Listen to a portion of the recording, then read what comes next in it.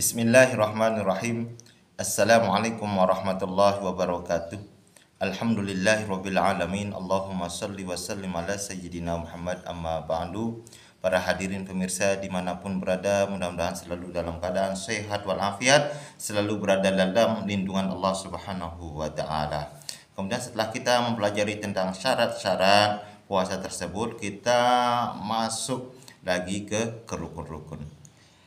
Faqala al-mufakkir rahimahullah tabaraka nafa'ana bi ulumihi wa bi ulumi masyayikhina fid dharaini amin. Tsumma qala arkanus shaumi itnani.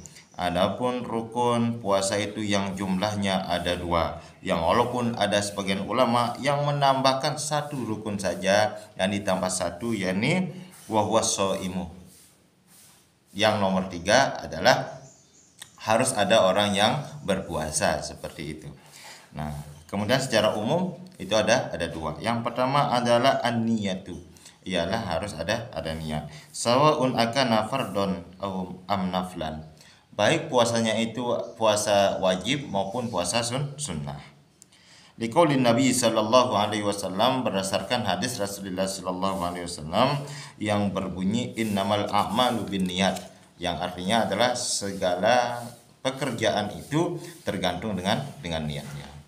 Maka memasang niat ini adalah wajibun niyatu likulli yaumin, maka wajiblah kita ini ya memasang niat pada setiap malamnya. Nah, maka tidak cukup kita hanya memulai atau memasang niat hanya di malam bulan Ramadan saja. Itu tidak cukup. Nah, yang walaupun ya ada ulama yang mengatakan bahwa ya boleh ya kita memasang niat ya di satu malam itu saja. Nah, itu menurut Imam Malik. Nah, adapun apabila kalau menurut Imam Syafi'i, nah maka kita setiap malam itu harus memasang niat itu, karena satu malamnya itu adalah merupakan ibadah yang berdiri sendiri. Akan tetapi disunahkan juga kita ketika di malam harinya itu, di malam hari yang pertama, kita berniatlah 1 bulan penuh ya.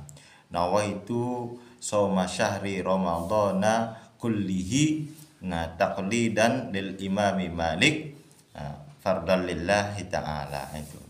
Ini tujuannya untuk apa? Wa fiha faidatani. Ini ada dua faedah, ada dua keutamaan. Faedah yang pertama adalah sihhatu shaumi yaumin nasiya tabyitun niyah. Maka sahlah ya puasanya di satu hari yang mana ketika itu dia itu lupa memasang niat. Ya, lupa memasang niat. Maka itu sah dia. Ala madhabil Imamil Malik. Nah, ini adalah menurut pendapat Imam Malik. Kemudian faedah yang kedua ialah wasaniyatu akhdhuhul ajru kamilan law mata qabla tamami syahri i'tibaran bi niyyati. Kemudian yang kedua faedahnya ialah kita itu sudah terhitung mendapatkan puasa 1 bulan penuh. Pahala 1 bulan penuh seandainya kita meninggal dunia sebelum sempurnanya 1 bulan penuh, karena i'tibaron biniyatihi, karena ini yang dipandang adalah niatnya. Nah, maka untuk ikhtiarnya tetap kita di awal bulan Ramadan itu kita itu masang niat 1 bulan penuh. Nah, tetapi juga setiap malamnya juga kita wajib hukumnya tidak berniat. Kemudian yang kedua adalah ar-ruknus tsani, ialah tarku mufattirin, ialah meninggalkan perkara-perkara yang dapat membatalkan puasa itu sendiri.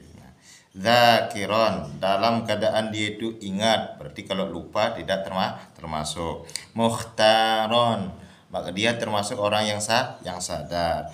Ghairu jahilin ma'dzurin, dia bukan termasuk orang yang jahil, yang mana jahilnya itu adalah jahil yang diudurkan oleh syariat.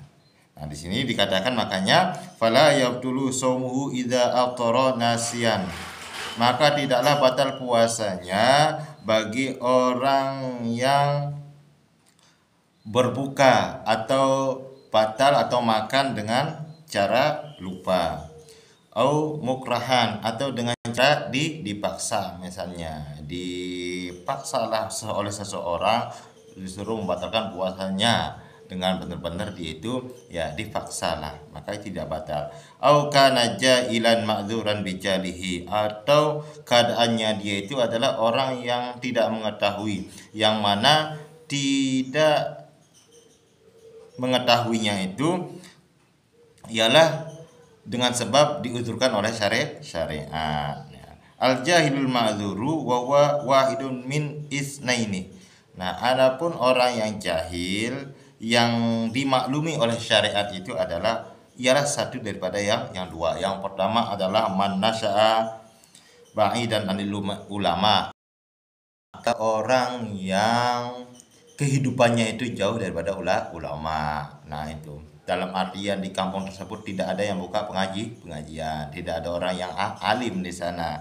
Nah, maka itu sudah termasuk uzur apabila dia tidak tahu.